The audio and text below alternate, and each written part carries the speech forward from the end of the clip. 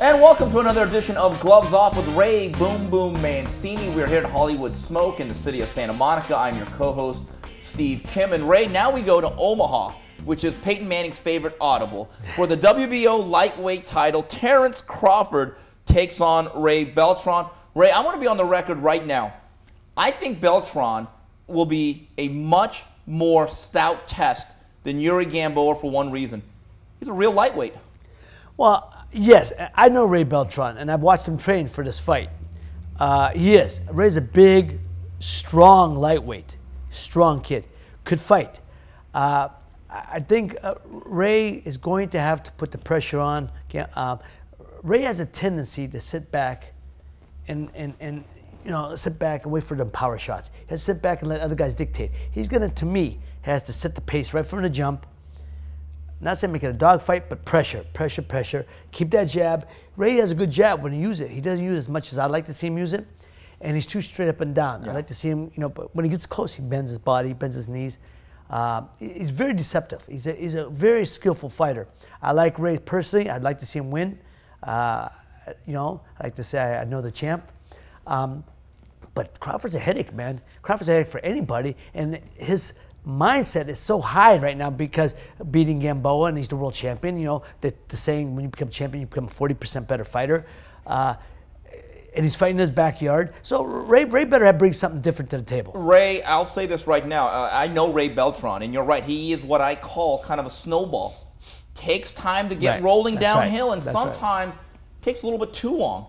And I was there in June when he fought Gamboa. There was about 11,000 people. This fight, there's going to be about 17,000 to 18,000 people. There's a significant, what I call, home canvas advantage.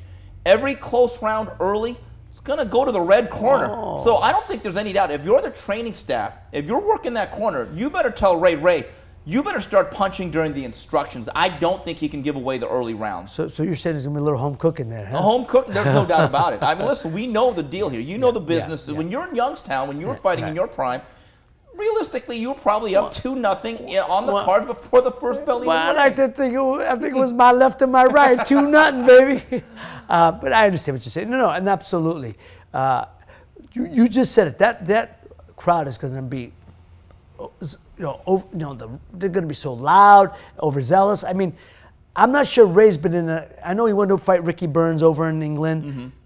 He's had experience of traveling, so I don't think he'll get overwhelmed by that. He's traveled. He's been one of Manny's sparring partners for a lot of years.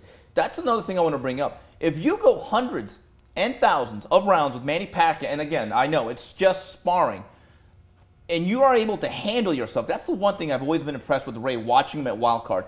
He was never out of his depth. No. I don't think intimidation will be a factor here when you face Terence Crawford. No. And Ray, like I said, I like him. No, he's very hungry. You absolutely, as you said. He's a hungry fighter. And like I said, going in the backyard, as long as he controls his mindset going into it, he knows what he's going into. But sometimes, again, until you actually get in the ring, that one night, it's a mindset that you have to have every fight, not just one fight. But Ray's been through it. He's had the experience. So I don't think he'll be overwhelmed by the crowd, or the bright lights. But I think he has to pick up his workload. I've seen him. He likes to sit back, and he's got to pick it up. He's got to, I like Ray. I want to see him win. But Ray, his output's got to be more. Okay, on the flip side of being a sparring partner, does that come from years of being, quote unquote, a sparring partner? That's a good question. And a lot of people have asked that, and I've seen in the gym with Ray, and I've often wondered that. He doesn't pull the trigger at times I think he should, pick up the pace, because it's a sparring session and it has a sparring mentality. Yeah. The other problem for Ray Beltran is, besides all the variables we spoke out, Terence Crawford is good.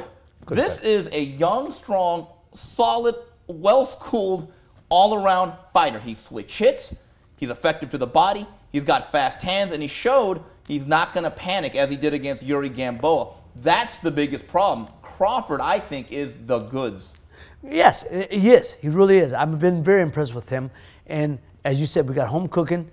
He's got everything going. Now, a lot of guys who fight in their backyard, sometimes it's good, sometimes it's bad. Sometimes, they try to do the every appearance in local, especially in the hometown. But the last couple of days, you got to shut it down and get that rest. He looked good against Gamboa. I'm sure he's experienced enough to know. So I don't have to see that as a problem. But, you know, it's just, again, you never know. So for Ray, she going into the Lion's Den, figuring I got to give it everything I got because, like you said, I'm already down a couple rounds. I got to make it a dog fight and take this guy out. He's got to go into with I got to knock the guy out mentality and throw enough volume of punches that if I don't knock him out, that the judges are going to see my production rate. Yeah, I think Crawford wins, but I think it's much more arduous a task than it was on June 28th against Yuri Gamboa. All right, well, that's it for this segment of Gloves Off. Make sure you follow us on Facebook and on Twitter at UCN Live. For Ray Mancini, this is Steve Kim saying goodbye, everybody.